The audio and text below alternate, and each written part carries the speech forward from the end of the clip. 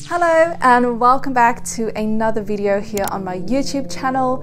If you're new here, my name is Sim and I'm a South African that is currently living in Edinburgh, Scotland, which is also known as one of the most haunted cities in the whole world. So I thought one of the perfect ways to celebrate spooky season and Halloween coming up is to do a roundup of the most haunted places in Edinburgh. Now don't get me wrong, Edinburgh is a beautiful city, but the architecture can also make it seem really creepy at night and transport you back to the 1800s, which is the perfect setting for some ghost stories. There are also quite a lot of graveyards around the city, which usually you can just walk through as a shortcut to somewhere, which isn't a problem in the day, but definitely at night it's a lot more eerie. Seeing as we're on the topic of graveyards already, let's dive into the first most haunted location,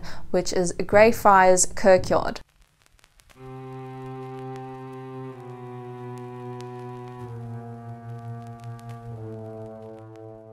The graveyard is located in Old Town and it's been there since the 16th century, and because it's been part of the city for so long, a lot of important, well-known people that previously lived in Edinburgh are buried there. Another thing that the graveyard is known for is that J.K. Rowling actually got some of the Harry Potter character names from tombstones in the graveyard because she lived in Edinburgh while she was writing the books. So obviously none of that is making you sit on the edge of your seat, so let's get into the spooky part of this graveyard. There are over 500 recorded incidents of attacks from a poltergeist who is believed to be Sir George Mackenzie. So when he was alive, he was a lawyer and he also became the Chief Legal Officer of Scotland.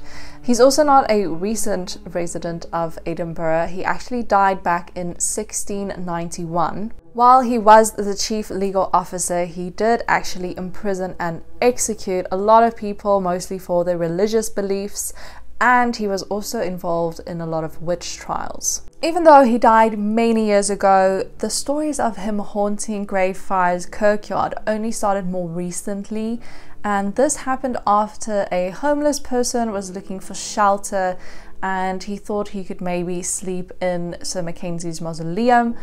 And while he was inside, the ground actually gave in and he fell into a shallow pit where plague victims were buried. So overall, a very disturbing night for that gentleman. But it's after this, when the grave was disturbed, that people started reporting encounters with Sir Mackenzie's ghost. People have reported being scratched or suddenly having bruises or burn marks on their body. And there's also been a couple reports of people fainting or maybe just feeling uneasy. The graveyard is completely free and open to the public, so whenever you are in the mood to do some ghost hunting, it's definitely a good spot to visit. The next haunted location on our list is Mary King's Close.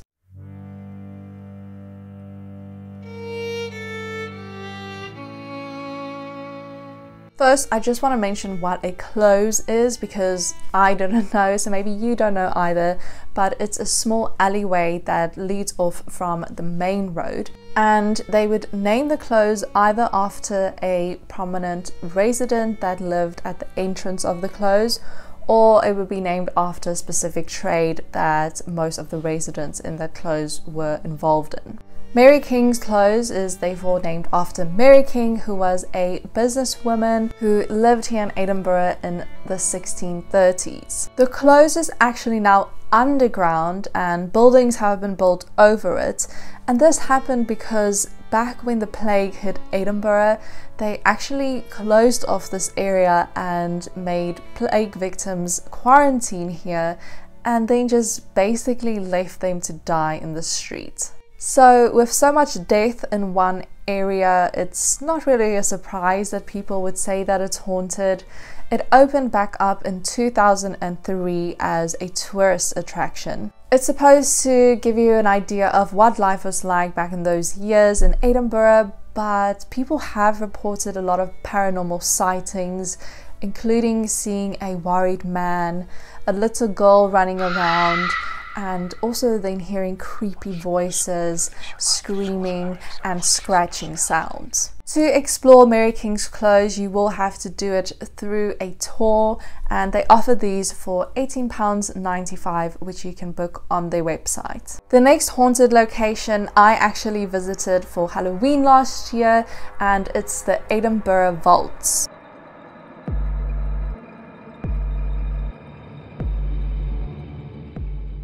The vaults are also underground, and they were originally used by pubs or businesses for storage, but then they discovered that the vaults weren't sealed properly and it started leaking, so obviously people didn't want to store anything there anymore. Once the businesses abandoned the space, it was opened, so what started happening is that people that were too poor to pay for other accommodations started moving in there. It wasn't only poor people though, it was also illegal businesses and brothels that started to pop up in the vaults. Because of this, there was a lot of crime down there, and because it was damp and wet, people also got sick really easily, and some people died and their bodies were just left there, and in other cases people were murdered.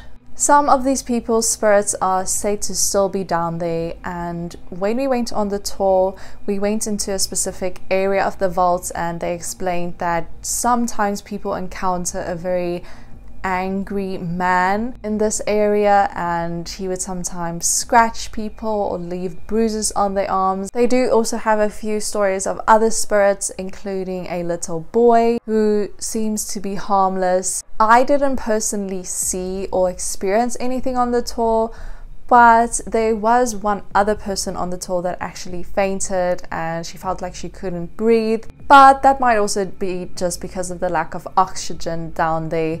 But it's still pretty creepy. It's super dark, you can barely see your hand in front of you, and it's still an interesting tour because you get some insight into the history of Edinburgh. The company we used was Mercat Tours, and it was £20 per person, and it was actually specifically for Halloween, so definitely check out their website to see if they have any Halloween tours this year.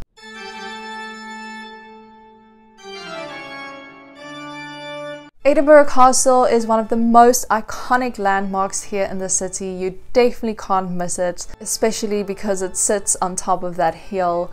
But it's also one of the most haunted places in Edinburgh. The hill that it sits on has actually been inhabited by humans since the Iron Age, which is mind-blowing.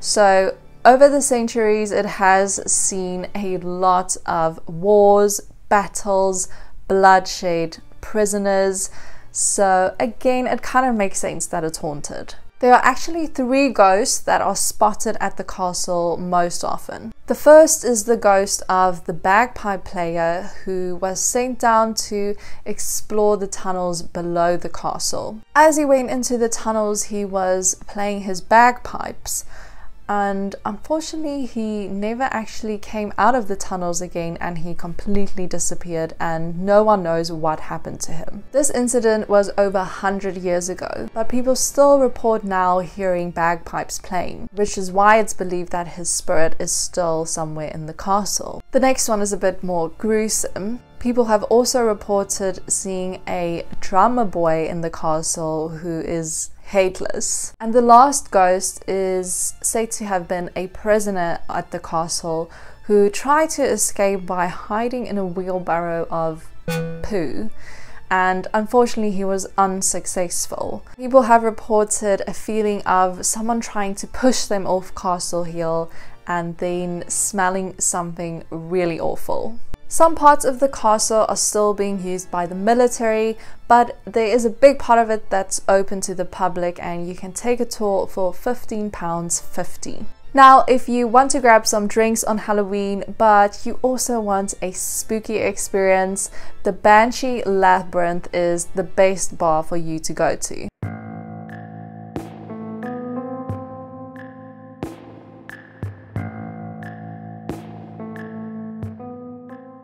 Part of the bar is actually the underground vaults that I mentioned earlier, so you can already see why it's spooky and haunted. The other side of the bar used to be a house which belonged to one of the richest and cruelest men that lived in Edinburgh, who abused his wife, and it's rumored that he also had a dungeon where he used to torture women that were accused of being witches before they were executed. The main spirit that is rumored to haunt this location is the Banshee, which is where the name comes from. A Banshee is a spirit of a woman that's usually crying or making like howling type sounds. I have actually been to this bar before, and maybe it's a bit gimmicky. Is there really a banshee? I don't know. I didn't encounter anything. There are rumors of glasses being thrown randomly in a specific area, but I think the theme is really cool. The fact that the vaults make up part of the bar is quite interesting, and they have drinks that are made to go with the theme. So I would say for a Halloween night out, it's definitely a good spot. The last haunted location on my list is the Edinburgh Playhouse.